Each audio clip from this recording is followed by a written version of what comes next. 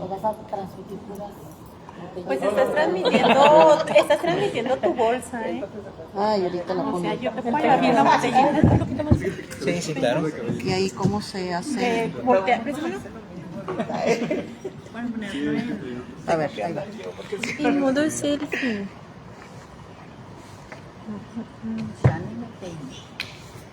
Ya.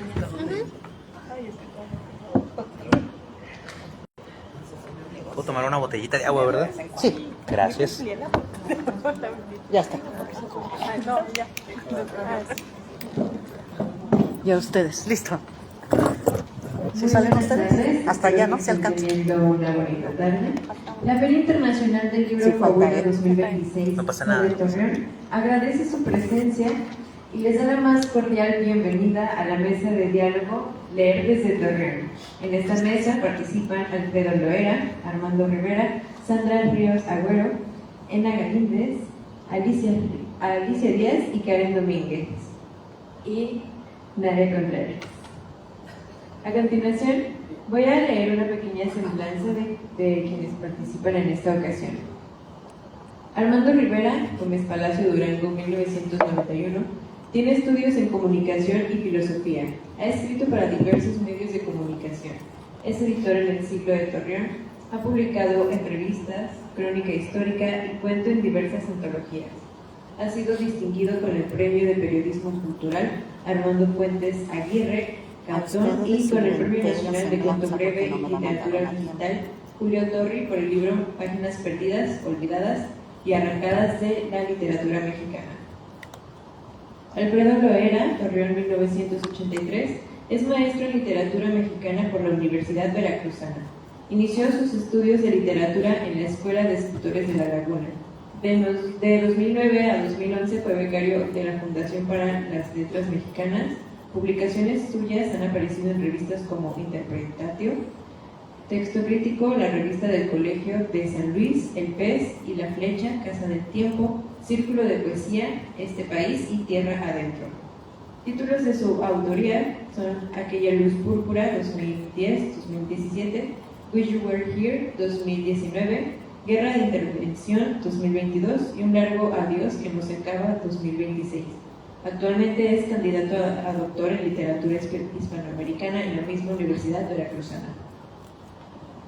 Sandra Ríos Agüero, promotora de lectura, gestora cultural y autora del libro de Nuestra Voz desde el Anexo, una obra donde participan 16 autoras que platican sus experiencias con las drogas y cómo se recuperan. Ena Galíndez Arraiza nació y vive en Torreón, Coahuila. Es licenciada en Comunicación por la Universidad Iberoamericana Plantel Torreón. Es cuentacuentos desde hace más de 30 años, durante los cuales se ha presentado con todo tipo de foros a nivel local, estatal y nacional. Fue directora del Centro Cultural Pablo C. Moreno y de la Biblioteca Pública Municipal José R. Mijares. Trabajó 14 años como bibliotecaria en el Colegio Americano de Torreón. Hoy en día es propietaria de la librería Aurora, establecimiento especializado en libros para niños y jóvenes.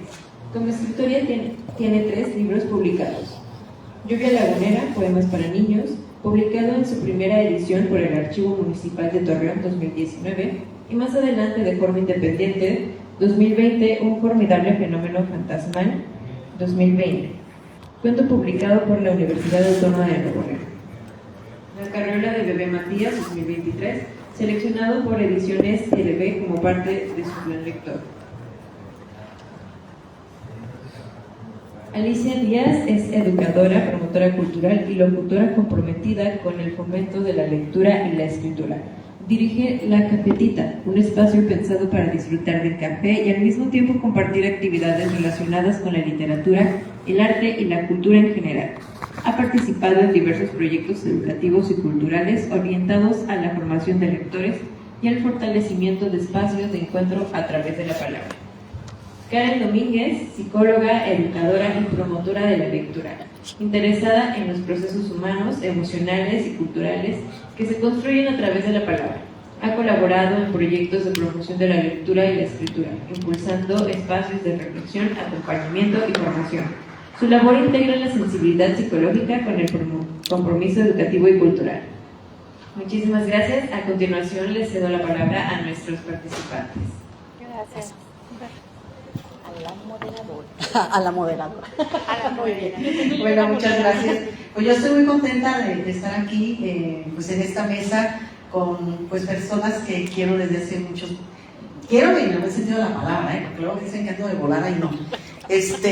Que aprecio, que admiro desde hace muchos años, sobre todo por el trabajo que realizan. A lo largo, yo creo que una de las cosas maravillosas de la literatura, del arte, de la cultura, es que nos vamos encontrando con personas que nos van dejando huella, que van tatuando de manera positiva nuestra piel y son de alguna manera un impulso para seguir echando ganas, para decir, pues ellas hacen las cosas bien, yo también puedo, ¿no? Entonces yo sí les voy a pedir un aplauso para nuestros participantes, para Sandra, para Alfredo, Eva, Karen, porque aquí la puse con Henry, Alice Díaz y Armando Rivera. Porque ahí te pusieron Arturo Rivera. Entonces estaba interesante el asunto porque me dices que no aparezco. Y yo. ¿A qué caray? Pero yo tengo un problemilla por ahí de que no veo como dislexia, algo así. Entonces yo veía tu nombre bien, pero no decía, tenías razón. Bueno, entonces, y el tema que nos ocupa hoy, pues son los libros. Ustedes saben que, bueno, vivimos enamorados de los libros, además de las personas que amamos, obviamente. Entonces, pero es muy interesante esta mesa, fíjense bien, ¿por qué?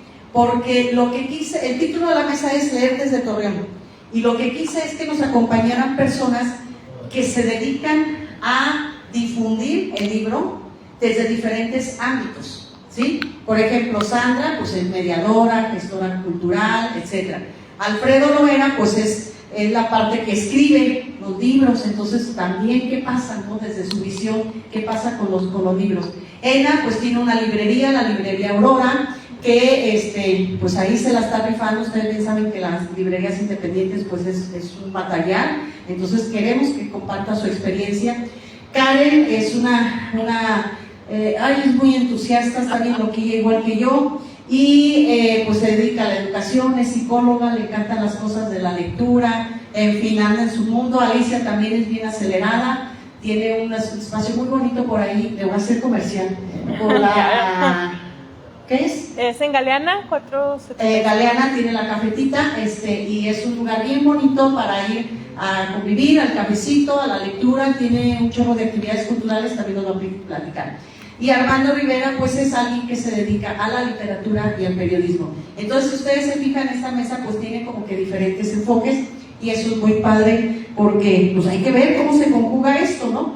Y bueno, el chiste de aquí es que dentro de la inmediatez que vivimos ahora, dentro de estos tiempos tan rápidos que vivimos, pues yo creo que vale la pena sentarnos un rato y repensar un poquito qué onda con el libro. Seguimos buscando palabras para entender el mundo, pero muchas veces pues estos libros que tenemos pues no llegan más allá, ¿no? Entonces de eso se trata el día de hoy. Bueno, esta mesa está dividida en 3 rondas. La primera es más vivencial, es más qué onda con ustedes, es decir, cuál es el inicio del vínculo con los libros. Entonces, pues queremos que siempre es bueno saber el chismecillo de cómo se acercaron a la lectura. Es un chisme, ¿no? Entonces, esta primera parte es chismecito. Entonces, Alfredo Loera, vamos a abrir con Alfredo, y bueno, pues Alfredo, pues yo creo que algo que yo creo que nos pasa a todos los que estamos reunidos aquí, porque veo el público que tenemos, pues empezamos que con curiosidad y nos dedicamos de pronto a leer y todo, pero Alfredo pues pues no se quedó con la curiosidad, sino que llegó a la escritura. Entonces, ¿recuerdas algún libro que te haya marcado, que te hiciera pensar que las palabras podían convertirse en algo importante para tu vida? Porque viendo tu carrera, pues sí, las palabras se convirtieron en algo importante para tu vida. No sé si tengan otro micrófono, o nomás es uno. No, ya lo traes, perdón, no lo vi. Hola, ¿cómo están? Pues agradecer mucho la presencia, que estén aquí a pesar del día y la hora. Agradecemos mucho que estén aquí, que se den la oportunidad. Y bueno, pues sí, bueno, quizás cuando uno le preguntan, cuando a uno recibe este tipo de preguntas, a veces uno no puede evitar caer en el lugar común, ¿no? De qué momento empezamos con la lectura, ¿no? Y un libro que a mí me marcó mucho, pues ciertamente fue un libro muy común, muy famoso, que son Los Tres Mosqueteros, de Alejandro Dumas. Bueno, de hecho en la mañana, bueno, a mediodía también estuvimos compartiendo con Elena Palacios acerca de por qué escribimos y toda esta cuestión de la razón por la cual leemos y escribimos. Y yo les comentaba, bueno, aquí está, también yo traje a mi mamá, que está presente. Felicidad. Felicidad. ¿No? Que no me dejará mentir aquí, que está, si igual le pueden preguntar a ella.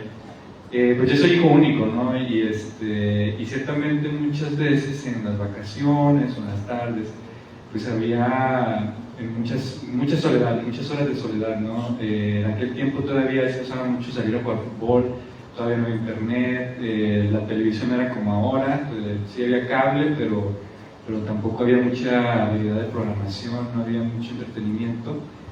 Y pues yo la verdad sí de pronto me fastidiaba, ¿no? Me entraba como el hastío de estar conmigo mismo y pues claro, la lectura precisamente lo que permite es salir de uno mismo, ¿no? Quizás esa es una de las cosas que uno debe aprender en la vida, ¿no? Como aprender a salirse de sí mismo, ¿no? Para poder lidiar con el tiempo. Y bueno, y uno de esos libros que a mí me marcó mucho, o que no me marcó en el sentido de que yo a partir de ahí empezara a escribir, o que yo a partir de ahí yo ya pensara en la escritura, porque estaba muy joven, pero sí noté que en los libros había otra vida, ¿no? Otro mundo, otra experiencia, ¿no? Y yo en lo particular, pues en ese tiempo estaba como muy ávido de vivir, ¿no? De tener la posibilidad de experimentar cosas.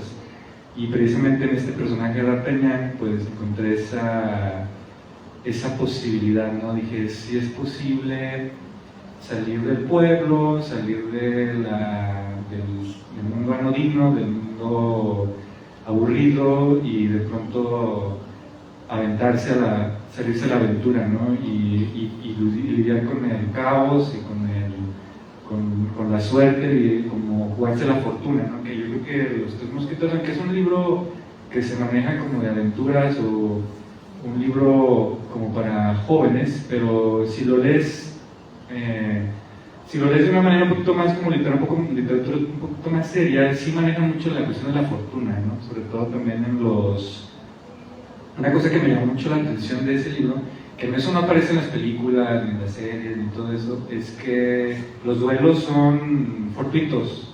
No hay una cuestión de que alguien sea mejor que el otro, simplemente es una cuestión de suerte, ¿no? Empiezan los espadachines a pelear y no es que alguien sea mejor que el otro, sino a veces simplemente es uno tuvo más suerte que el otro, ¿no? Y esa cuestión me llamó mucho la atención. Y bueno, creo que eso fue cuando yo le empecé a encontrar un gusto mucho mayor a los libros, ¿no? Pero ya cuando me puse un poquito ya más grandecito, ya más grande, que dije, bueno, ahora sí puedo dedicarme a la escritura, fue con El extranjero de Camus. También la figura de Albert Camus siempre me llama mucho la atención, siempre se me ha hecho un escritor muy interesante, no nada más en la cuestión de su estilo literario o el tipo de historia, sino también en su concepción de la realidad, su manera de habitar el mundo, ¿no? Y claro que también me sentí identificado por su pasado, ¿no? Aquí en México, pues, ¿cómo podríamos decirlo? ¿Quiénes eran los escritores que uno puede recordar? A Alfonso Reyes, Octavio Paz, ¿no? O sea, gente que viene de la alta burguesía, Carlos Fuentes, ¿no? Y uno dice, pues uno, ¿cuándo se va a dedicar a escribir? No, yo no vengo de ese contexto social. Pero pues si uno revisa a Camus, él sí venía de un contexto de precariedad. Ver a un futbolista, era un portero, yo no, bueno, sí jugué en la calle, pero me refiero, no era futbolista en el sentido de que tuviera un equipo, pero sí hacía mucho deporte, hacía taekwondo, todas estas cuestiones. Entonces cuando encontré a Camus, dije, claro, el escritor no tiene que ser este Borges, este hombre de biblioteca, sino que puede ser un hombre común que de pronto advierte, tiene conciencia de la realidad y puedes empezar a escribir, ¿no? Y también, la verdad, en El extranjero me impactó mucho. Se me hizo por supuesto que vamos a ponerlo que que ahí se me notó la ingenuidad, ¿no? Que dije, pues es un libro corto y no creo que sea tan difícil de escribirlo, ¿no? Pero bueno, en la sencillez está una complejidad muy grande. Y dije, bueno, pues escribir un libro así de corto, con eso me conformo, ¿no? Y así fue como yo empecé, al menos son los 2 libros que puedo mencionar. Muy bien, un aplauso. Bien, vamos a continuar con Armando Rivera. Y pues Armando Rivera, pues yo le quiero preguntar por su labor en la literatura y el periodismo, pues se entrecruzan definitivamente. ¿Y cómo ha modificado tu forma de mirar, de entender estas dos disciplinas? Bueno, buenas tardes a todos, sí. Igualmente que Alfredo, les agradezco su compañía. Sí, sé que es un día complicado, ¿no? para estar aquí. Pero bueno, aquí creo que esta pregunta no se puede responder sin pensar un poquito en la geografía de Torreón, ¿no? Estamos en un espacio en donde las carreras están limitadas, ¿no? No hay escuelas de artes, no hay escuelas de literatura. Entonces las personas que tienen determinadas inquietudes pues tienen que enfocarse en algo que sea lo más cercano a lo que están buscando, ¿no? En ese sentido podemos ver en jóvenes que estudian comunicación a personas que quisieron estudiar cine, a personas que quisieron estudiar fotografía, ¿sí? Y otras que, bueno, fue mi caso, que les interesaba más la parte de la escritura, ¿sí? Afortunadamente, viéndolo de una manera fría, ¿sí? Yo he podido desarrollar habilidades de escritura que me han permitido pues vivir, pues de escribir, ¿no? De escribir y editar, tanto en diferentes medios de comunicación, sobre todo regionales, ¿sí? Y que a la par me permitieron desarrollar esas habilidades con mayor profundidad que creo que si hubiera tomado otra profesión, ¿sí?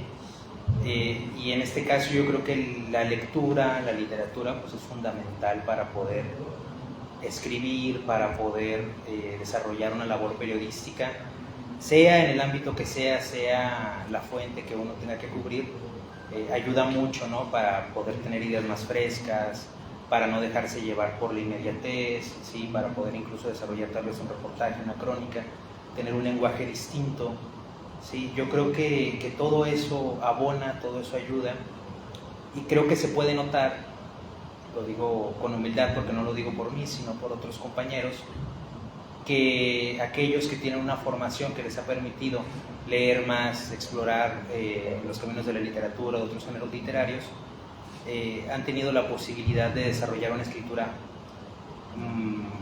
pues, más bella, ¿no? Más penetrante, y que creo que el lector a fin de cuentas lo agradece porque pues, no está solamente leyendo la nota que se repite una y otra vez en todos los medios de comunicación. ¿Sí? No sé si... ¿Sí? Bueno, pues básicamente creo que seré concreto, ¿no? En ese sentido. ¿Sí? Ok, muchas gracias. Muy bien, vamos a continuar este diálogo con Sandra Ríos Agüero. Pues ella, yo les había comentado desde el principio la labor que realiza. Y bueno, me gustaría saber, Sandra, ¿qué has descubierto sobre las personas cuando se encuentran por primera vez con una lectura que realmente las atrapa? ¿Cuál es su experiencia? Platícanos de eso. Ok, bueno, pues muchas gracias por la invitación, Nadia. Me da mucho gusto estar aquí compartiendo este tema tan importante en mi vida, por lo menos. Yo les puedo comentar que cuando una historia, cuando un libro, una lectura nos atrapa, es porque ese libro, esa historia, realmente trae algo de nuestra historia. Entonces, cuando yo leo algo y veo que encuentro allí algo de mis emociones, algo de mis sentimientos, algo de mi contexto de vida, encuentro ahí algunos de mis sueños quizá, encuentro cosas que a mí, pues digamos, me pertenecen. Entonces yo me estoy encontrando en esa historia, yo me estoy reflejando en esa historia y por lo tanto, pues obviamente aquella historia me va a atrapar, me va a gustar, me va a gustar estar leyendo aquello que habla de mí. Entonces yo me he fijado que las personas cuando encuentran eso es cuando dicen, este libro me atrapó. Y me atrapó porque este libro habla de mí, habla de mi propio contexto, de todo lo que yo siento, lo que traigo, y que no encontraba yo palabras para decirlo, o no tenía la manera de verlo, y aquella historia me ha hecho verlo. Algo mío que yo no podía ver, quizá aquella historia me haga que lo vea, y entonces diga yo, esa historia sí me atrapó. Entonces yo he visto que normalmente es por eso, porque en las historias nos encontramos nosotros mismos y pues disfrutamos o sufrimos también, nos emocionamos con algo de nuestra propia vida que viene en esa historia. Entonces eso es lo que yo me he dado cuenta. Por eso me parece muy difícil a veces cuando alguien me pregunta, ¿qué libro me recomiendas? Entonces a mí se me hace muy difícil porque yo no puedo saber qué te guste, o tú qué sientas, o cuál es tu vida, o cuál es tu contexto.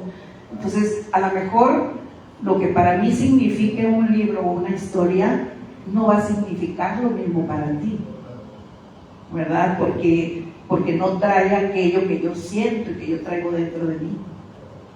Entonces eso es lo que yo he visto en mi experiencia como mediadora, cuando un libro atrapa a alguien. Y pues es lo que puedo comentar. Gracias. Muchas gracias, un aplauso. Pasando también a Armando. Muy bien, muchas gracias. Continuamos con Ena Galíndez. Y bueno, Ena Galíndez, yo les había dicho, aparte de escritora, pues mantiene ella una librería, la librería Aurora. Y esta pregunta va en ese sentido. En este caso, bueno, los lectores han cambiado a lo largo de los años, definitivamente, los gustos, incluso la búsqueda de formatos también, pero me quiero centrar en la librería como Aurora. Y bueno, platícanos un poquito qué buscan los lectores actualmente. Van porque quieren de pronto encontrar la salvación, digo, porque muchas veces se buscan libros para salvarse, por distracción, por compañía. ¿Cuáles, digamos, qué experiencia nos comentas a partir de tu librería? Bueno, buenas tardes a todos. Hay que considerar que mi librería es librería para niños, entonces quien acude a mi librería primeramente, a lo que es el local, pues no es, va acompañado, ¿no? O sea, no va el niño solo a comprar un libro, va con el papá, la mamá, el abuelito, o a veces es el adulto el que llega a la librería para comprarle al niño, ¿no? Por lo general también nuestra actividad principal es ir a los colegios para atender directamente a los niños. Entonces, ahí en esa experiencia, ya en venderle al niño directamente los libros, primeramente porque esto es algo que suena mucho en estos días, ¿no? Y no sé si me estoy adelantando alguna pregunta. A los niños les gusta leer libros, a los niños les gustan los libros. Mucha gente cree que por la tecnología ya no les gustan, ya no les atraen. No, si no se los presentas, si no los inmiscuyes en la lectura del libro, pues ¿cómo va a aprender? El niño está aprendiendo, ¿no? Entonces, bueno, la verdad es que libros de aventuras, bueno, los reyes de las ferias del libro son los dinosaurios. Entonces, son generaciones y generaciones, porque cuando yo trabajé como bibliotecaria, bueno, yo les leía cuentos a los niños ahí en el colegio, y luego los niños llevaban libros a casa de la biblioteca. Yo tenía que mantener una colección de dinosaurios pero extensa, ¿no? Los dinosaurios y las princesas, ¿no? Y también ahora sí que princesas dinosaurios, ¿no? También eran juzgadas, ¿no? O sea, sí, o sea, todo en uno. Sí me fijo, digo, hay a quien le gusta pues nada más el libro de colorear, la lectura corta, sobre todo cuando te digo, estoy hablando de cuando el niño va y escoge, ya cuando va con el papá, con la mamá, pues bueno, ahí la historia puede cambiar un poco, pero hay mucha curiosidad, el libro de experimentos, el libro de la naturaleza, el libro del cuerpo humano, cosas que van siendo nuevas para ellos, cosas que los están invitando a descubrir. Son libros que se mueven mucho y te estoy hablando de más de 15 años de estar vendiendo este tipo de libros y que salen títulos o más bien ediciones nuevas, libros nuevos con esos temas y son permanentes, siguen. Entonces creo que más que nada, ¿verdad? En el público infantil, el libro es una gran pieza para, a lo mejor, no tanto a lo mejor, en muchos despertará la curiosidad, pero en otros los está fomentando en cada página. Muy bien, gracias. Bueno, y te voy a hacer así como una especie de coda. ¿Qué tanto el gusto de los papás influye en los niños? Porque de pronto los papás son los que terminan por adquirir ciertos libros. Así muy breve. Sí, también se da. Pobre niño. A veces sí, pobres criaturas, ¿verdad? Porque el niño ves que para nada que le llama la atención. Sin embargo, pues, también puede suceder, porque incluso ahora sí que yo como mamá lo llegué a aplicar, de que mira, este libro está bueno, ¿verdad? Y así como que, ¿sabes qué? Lo voy a comprar yo para mí, ¿verdad? Y luego ya en la casa, ¿verdad? Fíjate que yo lo leí y me gustó mucho, ¿verdad? Y bueno, también ahí tienes que ir ayudando al niño a propiciar esa curiosidad, ¿verdad? Okay. Lo malo es cuando al niño no le compran el que quiere. Pero bueno, esa es otra historia. Esto se muy bien. Esta Sandra ya se adelantaba un poquito a esta pregunta que le voy a hacer a Karen. Pero bueno, últimamente yo creo que los estudios ya de la psicología se han centrado mucho pues en el aspecto emocional, en el aspecto de cuáles son, digamos, el ambiente necesario para que el niño tenga esta curiosidad que hablaba Ena, para que se identifique con tal historia, etcétera. Entonces mi pregunta va en ese sentido. ¿Qué crees que ocurre emocionalmente en una persona cuando encuentra pues un libro que le gusta, como dice, que a lo mejor encuentra parte de su historia, como decía Sandra? ¿Qué pasa? ¿Qué sucede desde el punto de vista de la psicología? Bueno, buenas tardes, un gusto estar aquí y empezamos. ¿Qué pasa? Pasa todo, sentimos, lloramos, reímos, pasa todo. Es un compromiso. El libro, la lectura es un vínculo que vas formando, no nada más con el libro, y un niño es una esponja, o sea, el poderlo tocar, el poder experimentar en las páginas va generando un vínculo. Pero incluso cuando estamos más chiquitos, empiezas a generar un vínculo con mamá y papá. Por eso los libros de lecturas de noche, de 365 cuentos, de todo esto, son importantes para ellos, porque es un momento donde la atención está con ellos y empiezan a descubrir qué les gusta, porque propiamente hay una variedad muy grande y a raíz de ir experimentando van haciendo el que me gusta, que no me gusta, y van definiendo esta parte. Luego vamos creciendo y empezamos a buscar, como decían aquí, o sea, ¿qué me identifica? No tenemos la cultura para sabernos muchos títulos, nos falta mucho, pero quien se acerca a un rincón de lectura en su aula y empiezas a ver al día a día, el que, hoy tocó esta lectura, vas identificando qué emociones tienes y vas buscando a través de esas emociones el que ese me gustó. A veces primero agárranos de las imágenes más grandes y luego ya te vas dando cuenta que no, que ahora buscaron el que iba agrupando o el que tenía una historia donde al niño se le permite viajar a otro lugar y que su imaginación propiamente se apodera de la historia y la hacen propia y desarrollan su imaginación. Entonces yo creo que en esta parte de experimentar es donde el niño va encontrándolo y todas las emociones pasan, porque a veces unos libros que nos preocupan, nos hacen estar ahora sí que en suspenso, nos gustan. Entonces va dependiendo también de lo que al niño se le presente. Si al niño no se le presenta una gama de oportunidades, pues tampoco va a desarrollar esta parte.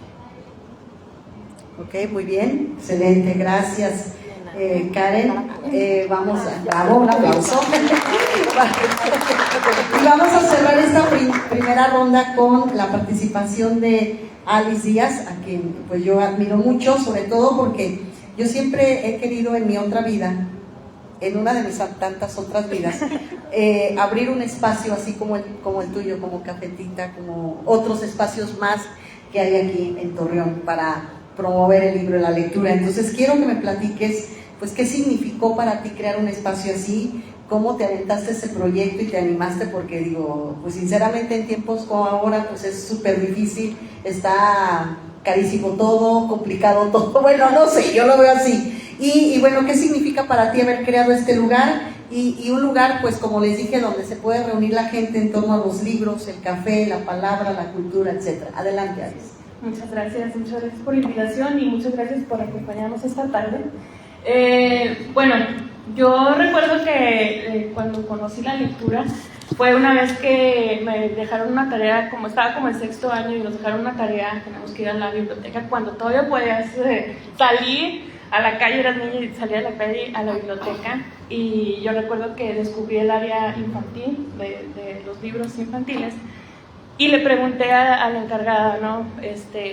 Pues si podía leer, tomarlos. Ella me dijo, sí, claro, incluso si tú quieres, puedes tramitar tu credencial y llevártelo a tu casa y traerlo días después que lo hayas leído. Y yo me quedé pensando, o sea, me estás diciendo que con un cartoncito yo puedo venir y tú me vas a prestar un libro, ¿no? Y para mí fue como, híjole, o sea, no me sacaban de ahí. Y se volvió como un refugio para mí. ¿Pero si regresaban los libros? Sí, los regresaba. Okay. Perfecto. Qué bueno que los regresaba, porque... Tenía, sí, porque si no ya no me prestaban. Entonces se volvió un refugio para mí. Y bueno, fui creciendo, ya una vez que tuve este acercamiento con la educación, pues me tocó vivir situaciones o presenciar situaciones en escuelas de carencia económica, donde no había los medios para que los niños tuvieran un acercamiento con la lectura, con las artes. Y bueno, desde ahí como que surgió esta chispita de querer, pues a lo mejor no cambiar el mundo, pero sí generar un espacio donde se pudiera, pues también pudiera funcionar como un refugio, sobre todo para los niños.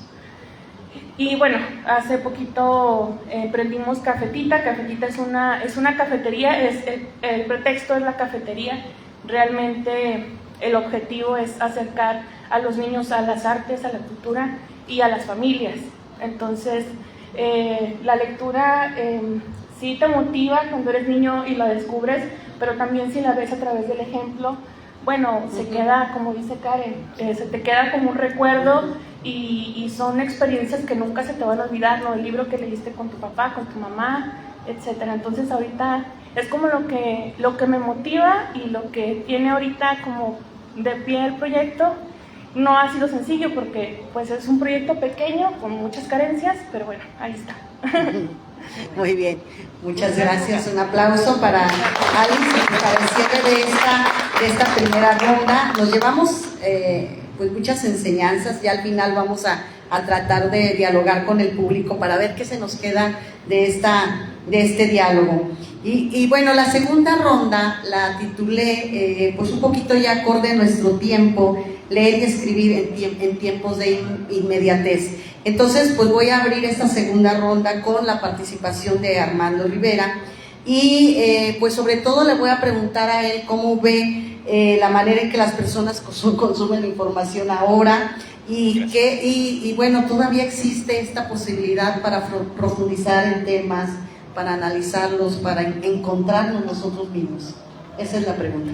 Sí, claro. Fíjate que me parece que debe ser una reflexión que está básicamente todos los días entre las personas que elaboran medios de comunicación, porque ahorita, si antes hablábamos de una sobreinformación que podemos encontrar en redes, ¿sí?, en donde mucha gente podía producir alguna noticia que puede estar sustentada o no, pues ahorita con la inteligencia artificial eso me parece que está todavía con mayor presencia, ¿no? Porque básicamente tú pones un prompt y ya te genera una noticia que puede ser verosímil, pero no necesariamente tiene que ser verdadera, ¿sí? Es un tema muy complejo, sí, al que pues no voy a llegar a ninguna conclusión, pero sí quisiera yo como establecer unas incertidumbres, ¿no?, que he tenido yo al respecto, que es de que ahorita hablamos mucho, bueno, no solo ahorita, sino desde ese tiempo hablamos de los medios digitales, que todo tiene que pasar a digital, que el soporte físico va a morir, que ya tiene muchos años que están diciendo que el soporte físico va a morir, que los libros físicos van a morir, y todavía no lo vemos, ¿no? Incluso existen espacios como el de esta feria del libro físico, sí, que promueven la venta o la adquisición de libros físicos. Y a la conclusión, por decirlo de alguna manera, o la reflexión que no está del todo madurada, pero que yo he visto, es de que el soporte físico se tendría que convertir como una especie de garantía, ¿sí?, de la información que estamos consumiendo. ¿Por qué? Porque es muy sencillo, es prácticamente gratuito crear una información sin respaldo y subirla a redes sociales, y que genera polémica, que genera polarización, sí, que genera morbo, pero una información que está trabajada, que busca construir, sí, a lo mejor no tiene ese impacto, pero si va con el soporte físico puede dar como una garantía mayor. ¿Por qué? Puede ser algo muy inocente, ¿no?, lo que voy a decir, pero el simple hecho de que detrás uno esté apostando dinero, uno esté apostando tiempo en imprimir eso, puede ser una mayor garantía para el lector. Creo que falta todavía tiempo para que podamos verlo de esta manera, pero sí creo que es un paso que las revistas, que los periódicos tienen que intentar explorar, ¿sí?, de ser medios de comunicación que tengan información más trabajada, información que sea más veraz y que sea completamente distinta a lo que podemos encontrar en redes, y de esa manera la gente puede volver a confiar y puede volver a encontrar algo en el medio impreso que no va a encontrar en las redes sociales, ¿sí? Eso es como una reflexión, ¿no? No digo que se haya hecho a nivel regional. Me parece que ha habido esfuerzos interesantes en todos los medios de comunicación, hay trabajos realmente muy buenos, ¿sí?, de temas de violencia, de temas de desaparecidos, de temas culturales, de temas sociales, ¿sí?, pero entendiendo que significa una inversión fuerte, ¿sí?, porque hacer un reportaje no te lleva lo mismo que hacer una nota o reproducir un boletín, ¿sí? Se entiende que sea como en pequeñas dosis, ¿sí? Entonces esa es como mi reflexión, ¿sí?, de que el medio impreso, al menos en medios de comunicación, tiene que dar el paso a convertirse en una certeza, ¿sí?, en dar algo extra que los medios digitales no pueden dar, y de esta manera pueden buscar sobrevivir, ¿sí? Y eso a nivel regional, a nivel nacional, ¿sí? Pero pues bueno, es como la reflexión que yo he hecho. Muy bien, muchas gracias. Ok, muy bien, un aplauso. Gracias, Armando. Bueno, ya que hablamos un poquito de reflexión, de análisis, de replantear muchas cosas, quiero preguntarle a Alfredo Loera, pues en estos tiempos también de inmediatez, y aparte que la literatura siempre ha estado como que en la cuerda floja, porque dice, bueno, ¿para qué la literatura? Como en un principio, ¿para qué la sociología? ¿Para qué la filosofía? Etcétera, ¿no? Entonces quiero preguntarte, ¿crees que la literatura siga siendo necesaria hoy en día para entender la complejidad humana? O sea, sobre todo en estos tiempos en donde pues todo parece resumirse demasiado, y ahora también con las inteligencias, tanto las cosas positivas como negativas que tiene la inteligencia, pero también tratan de resumir y de unificar bajo un mismo criterio todo. Sí, yo creo que sí, yo creo que más que nunca, precisamente por lo que acabas de mencionar. Por ejemplo, en la mañana comentaba que ciertamente la literatura es el menos capitalista de las artes, ¿no?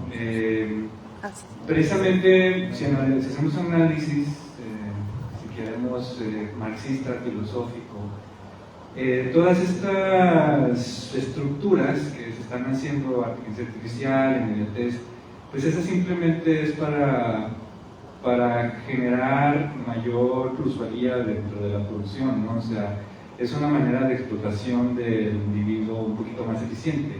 Ya digamos incluso de la vigilancia, rastrear nuestro algoritmo por medio del celular, todo lo que tú compartes con la inteligencia artificial queda ahí almacenado. Y obviamente que todo eso, aunque es vendido como la solución de los problemas de la persona, realmente el último, vamos a ponerlo, fin que tienen es pues, para generar más capital, en el sentido no que genera más dinero para la persona, sino que genera más explotación dentro de los trabajadores, dentro de la sociedad. Y yo creo que la literatura, al ser por ejemplo, decía en la mañana que un pintor, un escultor, un arquitecto, pues malo bien si hay una especie de demanda de su actividad productiva, ¿no? O sea, si hay gente que necesita una escultura para su fuente en el patio, hay gente que necesita una pintura para su sala, en una casa, de diseño, pero no hay nadie que busque un poema para su cumpleaños, ¿no? O un poema para su sala, ¿no? Entonces la literatura, al tener esa gratuidad, no puede, claro, todo es cooptado por el capital, pero es más difícil, ¿no? Es más complicado. Yo sé que ahorita está la cuestión de la inteligencia artificial, y incluso, por ejemplo, aquí está Fernando, que hemos estado, bueno, sobre todo Fernando, que ha estado haciendo muchos análisis también por su trabajo de edición, de en qué texto se usa inteligencia artificial para, como lo decía ahorita Armando, incluso en textos literarios, ¿no? Y aunque está esa cuestión, al final de cuentas creo que sí es muy evidente, al menos hasta la fecha, todavía podemos detectar ese tipo de fraseo o ese tipo de estructura lingüística que tiene la inteligencia artificial, ¿no? Ahora bien, yo no entendería a una persona que se dedica a escribir que lo hiciera poner en inteligencia artificial, sería como perderse todo el gozo, ¿no? Pero toda la diversión, ¿no? O sea, que se tiene, ¿no? Y de algún modo esa gratuidad que tiene la literatura, yo lo veo más que nada como podríamos decir que cuál es el rol del escritor ahora. Por ejemplo, antes, pues a lo mejor un escritor buscaba ganarse un premio Nobel o tener como mucha fama, o hay gente que lo hace de esa forma, ¿no? Pero yo creo que ahora el escritor tiene precisamente el rol de ese ser extraño, ¿no? Ese ser que se dedica a una actividad que no puede ser explotada porque no genera capital, ¿no? O sea, y sobre todo pues porque precisamente, por ejemplo, una novela como la de, por ejemplo, de Dostoyevsky, yo soy un gran lector de Dostoyevsky, alguien dirá, ¿para qué pierdes tu tiempo leyendo esa novela si no genera valor? Pues precisamente porque es lo que me genera ser humano, ¿no? Y ahorita, desgraciadamente, bueno, por eso estoy sonando muy exagerado, a lo mejor suena muy radical, pero precisamente la contra de esa explotación o ese dominio es precisamente leer novelas como las de Dostoyevsky, ¿no? Por supuesto que el sistema tiene una gran resistencia a que inviertas tiempo en eso, ¿no? O sea, claro que el sistema te dice, mira, en vez de leer a ese señor de hace 100 años que vivió en un país que ya dice para que no tiene nada que ver con esto, pues porque no piensas en cómo hacer, no sé, cómo puedes mejorar el proceso de tu trabajo, ¿no? Pero bueno, yo creo que el escritor ahora tendría como ese rol como de hacer ver que hay otra realidad, ¿no? O sea, que no, un poquito como Winston Smith de George Orwell de 1984, ¿no? Hay una parte que me gusta mucho donde él tiene su diario y él dice no me acuerdo exactamente la frase, pero la idea es, ¿para quién escribo este diario? Pues para alguien que quizás en el futuro ya va a ver otra vez el pensamiento, ¿no? Y bueno, creo que esa sería la función del escritor ahora, ¿no? Y claro que es una batalla, no estoy diciendo que y no se quiere hacer el sistema ganando, ¿no? Pero lo que voy yo es de que yo creo que esa sería como la función, y yo creo que más que nunca ahorita es más necesaria. Creo que vamos a ponerle así rápidamente, en otras épocas históricas el escritor tiene una función social, si tú quieres no era la mejor función social, por ejemplo en el barroco pues era hacer la loa para los reyes, en la antigua Grecia pues era poeta trágico para la tragedia griega, pero por ejemplo ya desde T.S. Eliot lo podemos ver que eso ya tiene un año, en sus poemas el poeta ya es ese ser marginado de la sociedad, no tiene lugar en la sociedad. Pero precisamente porque no tiene un lugar es muy incómodo, porque es el que dice esta realidad que ustedes están, bueno, suena muy insano decir ustedes, pero esta sociedad que se está haciendo así como que todo el mundo tiene su posición, realmente solamente es un constructo, es una falla y hay que ver cuál es el objetivo, ¿no?, de esa organización, ¿no? Y el escritor, al no tener ese lugar, pues se hace así como el hilito donde el tejido se empieza a desarrollar. Muy bien, muchas gracias. Bien, vamos a tratar de hacer un poquito las respuestas más breves porque me están diciendo ya del tiempo. Sandra, bueno, siempre digo, yo me he topado también como maestra, yo creo que todos aquí nos hemos topado con personas, niñas, niños, jóvenes, adolescentes que nos dicen, no me gusta leer. ¿Sí? Así de sencillo. Y no sé, me gustaría que me platicaras desde tu experiencia qué realmente hay detrás de esa frase.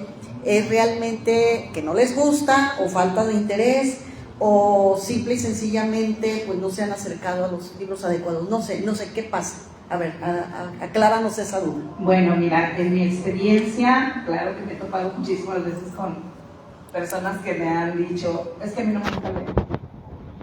Pero creo que bueno, normalmente es porque o no han encontrado un libro que los atrape, como decíamos anteriormente, o alguna vez les impusieron leer, les obligaron a leer algo, como esto de que antes nos obligaban a leer algo. Yo me encontré a un joven un día en un club de lectura que decía, maestra, es que yo odio El Principito, porque a mí me obligaron a leerlo en secundaria, no me acuerdo. Pobre Entonces yo dije, ¿cómo me odias al Principito? Sí, es que odio ese libro, maestra, a mí no me gusta, es más, no me gusta leer. Y yo le dije, ¿y qué tal si te das la oportunidad de leerlo nuevamente? O sea, pues sí, dijo, pues voy a leer. Entonces después me dijo, maestra, ya leí El Principito. No, otra cosa. Ya como que lo vi diferente, me gustó. Entonces, muchas veces es eso, leen porque los obligan. Entonces, nunca hay que obligar a nadie a leer. Yo en los grupos que voy, que bueno, mi lectura, mis clubes de lectura los tengo en centros de rehabilitación de adicciones, tú sabes, sí. Y en los grupos que voy, también hay jóvenes y casi la mayoría pues dicen, no, es que no me gusta leer, me da flojera, esto, lo otro. Pero luego empezamos a leer y les digo, bueno, no leas, aquí nadie va a leer, porque el que no quiera leer no va a leer. Aquí a nadie se le va a obligar a leer, porque pues para empezar, les digo, la lectura es libertad y luego esa palabra les encanta, ¿verdad? Porque como ellos están encerrados, entonces ellos al oír libertad, pues se van a sentir libres y les digo, nadie va a leer si no quiere, aquí nadie se les va a obligar, no los voy a obligar. Y luego empiezan a escuchar las lecturas y luego ya quieren leer y les empieza a gustar. Entonces yo les digo, pues es que no digas que no te gustan los camarones si nunca los has probado, ¿verdad? Entonces pasa lo mismo con los libros. Si yo no encuentro un libro que me guste o no me pongo a indagar por ahí en los libros a ver qué hay, en algún momento voy a encontrar algo que me atrape, algo que, como decía anteriormente, va a hablar de mí y ese libro me va a atrapar. Y es como ayer la plática que nos daba aquí Jaime, que dice que él empezó a leer fútbol, que le gustaban mucho las revistas de fútbol, que empezó a leer fútbol porque le gustaba. Entonces, sí, hago esa comparación y hago este comentario porque efectivamente así me he dado cuenta yo en mis clubes de lectura que aquel libro que nos habla de nosotros, que tiene que ver con nuestro contexto, que habla de algo que me gusta, es el que me va a atrapar y es el que me va a llevar a leer. Pero si nunca busco algo de leer lo que me gusta, hay personas que me preguntan, hay chavos y chavas que me preguntan, oiga, maestro, ¿yo cómo voy a saber qué me gusta? Le digo, a ver, vamos a hacer un autoanálisis. ¿Qué te gusta? A ver, ¿estás enamorado? Sí. Pues que sí. Pues agárrate un libro de poesía y ese te va a atrapar de volada, porque pues es que tenemos que vivir en el contexto de la lectura para que nos atrape. Entonces ya empiezan a leer y dicen, no, sí me gusta. Entonces pues ahí es como les motivamos para que no digan, no me gusta leer, cuando ni siquiera lo han experimentado, ¿verdad? Entonces, pues esa es la experiencia que yo he visto. Muchas gracias. Me quedé pensando en que les dices que lean poesía, pues también hay que ver qué tipo de poesía, porque hay una poesía que canijo, o sea. Claro. ¿Verdad? O sea, la dices amorosa, pero también hay una. Sí, claro que sí. ¿Verdad? Bueno, vamos a pasar. Me interesa mucho esta pregunta, incluso le voy a hacer una trampa aquí a Armando, porque esta no se la destiné. Ya habíamos platicado un poquito sobre el guión de este diálogo, entonces le voy a hacer una trampa porque sí quiero que me responda. No es una pregunta dirigida para ti, era una pregunta abierta, pero platícanos un poquito qué características, o si hay características en específico de un lector de literatura y de periodismo del norte del país. Es una pregunta muy, muy difícil, ¿no? Porque tendría yo que conocer a lectores de otras partes del país, ¿sí? Pero me basaré, yo creo, por mi experiencia, ¿no? Tanto en mi caso como en las personas que conozco aquí, ¿sí? Y bueno, yo en lo particular, pues yo soy un lector muy ecléctico, ¿no? En el sentido que me gusta leer periodismo, me gusta leer literatura, me gusta leer divulgación, y dentro de la literatura, pues procuro leer de todos los géneros, ¿no? Teatro, cuento, novela, especialmente cuento, poesía y ensayo, ¿sí? Pero no sabría yo decir que el lector norteño es como de determinada manera, ¿no? Porque sabrás tú bien, o sabrán ustedes bien, ¿sí? De que incluso dentro de la misma literatura que ya estamos acotando, ¿no? El universo de libros que existen, pues hay diferentes tipos de lectores que solamente leen un género, lectores que solo leen contemporáneos, lectores que solamente leen clásicos, ¿sí? Ahorita se da mucho de que como hay mucha y afortunadamente no hay mucha voz femenina, ¿sí? Entonces están muy interesados en leer a las mujeres, ¿sí? Entonces yo lo que diría es, viendo sobre todo a las personas que son lectores, que son muy lectores, que aquí hay varios que conozco, ¿no? Como Fer, Jorge, Alfredo, ¿sí? Pues yo veo que son lectores muy eclécticos, ¿no? Filosofía, mucha literatura, son lectores que dan mucha profundidad a lo que leen, le dan mucho significado, ¿sí? Muy abiertos también a lo que leen. Alfredo, que es una persona como ejemplo, ¿sí? Que tiene mucho tiempo ya leyendo, que es una persona muy estudiada, no se limita y no por eso deja de leer autores jóvenes, ¿sí? Entonces es como un perfil muy abierto, y yo en lo personal pues procuro también estar muy abierto a las distintas experiencias que nos puede deparar la lectura, ¿no? Okay. Muy bien, muchas gracias. Vamos a hacerle una última pregunta a Ena, que también deseo que la responda pues con mucha brevedad. ¿Qué significa hoy, Ena, sostener una librería como la Librería Aurora? Pues es todo un reto. Ser una librería chiquita, hay que trabajarla mucho. Las librerías independientes, estaba yo tratando de hacer memoria cuando leí esa pregunta. Creo que en ninguna somos exclusivamente venta de libros. Siempre estamos metiendo otros productos. Es muy clásico la cafetería, te saca de muchos problemas, porque no es fácil. Porque no es fácil que la gente vaya a una librería pequeña, y creo que en mi caso de que es para niños, pues si el adulto no compra libros para él, pues no está acostumbrado tampoco a comprarle libros a los niños. Luego sí hay quien te dice, bueno, pues como yo no fui lector, yo quiero que sea, luego ya les trato yo de decir, bueno, pero es que lea usted con el niño, porque si no, no es estricta, no es así como que regla, ¿verdad? Sí conozco quien sin tener padres lectores se convirtió posteriormente en lector, ¿verdad? Pero trato de dar esos consejos.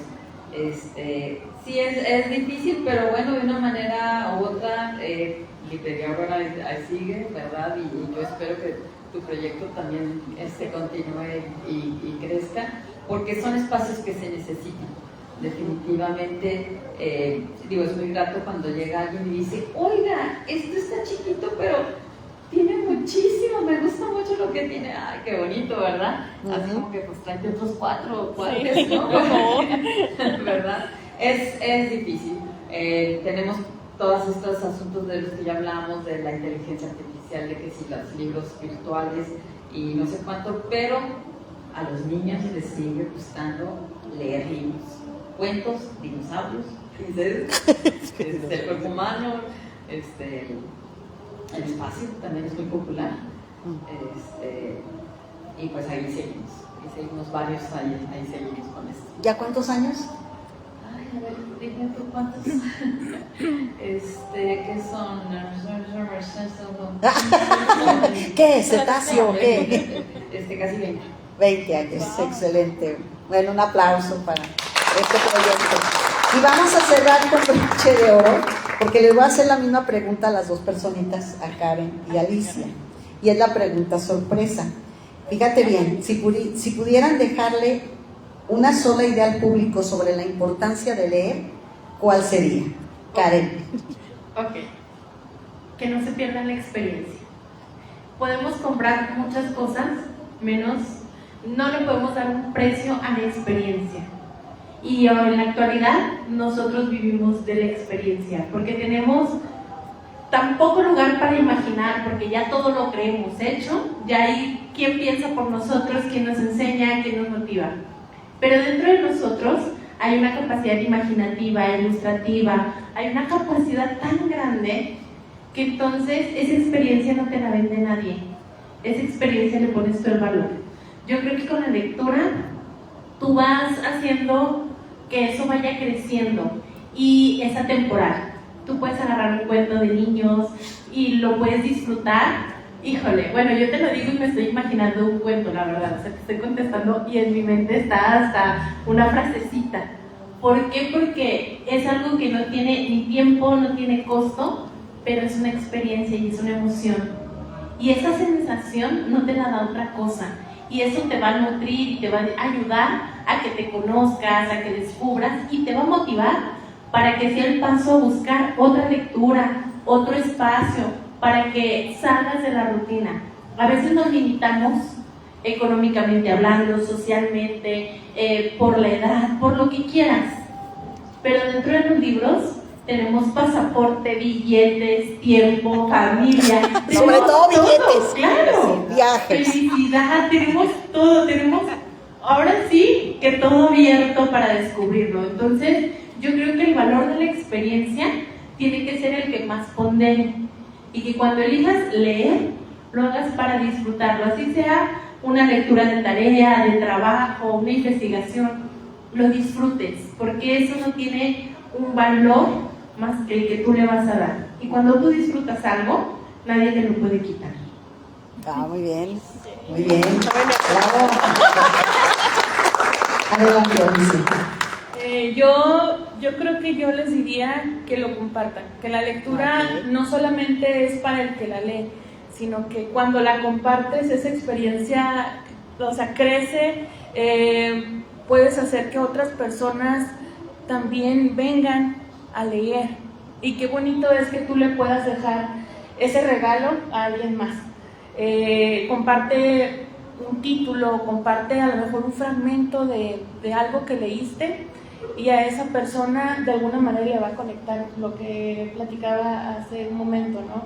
Si esa historia conecta contigo, lo vas a leer, y bueno, qué mejor forma de crear comunidad que a través de la lectura. Excelente cierre para esta mesa. No sé si hay tiempo para preguntas o ya de plano fuera. Ya no. Bueno, las preguntas las dejamos para cuando se acerquen a platicar con nuestros participantes de esta mesa. Les agradezco muchísimo y pues les pedimos que se mantengan pues al tanto de las actividades de esta feria. Muchas gracias. Gracias. Ah, sí. Varias.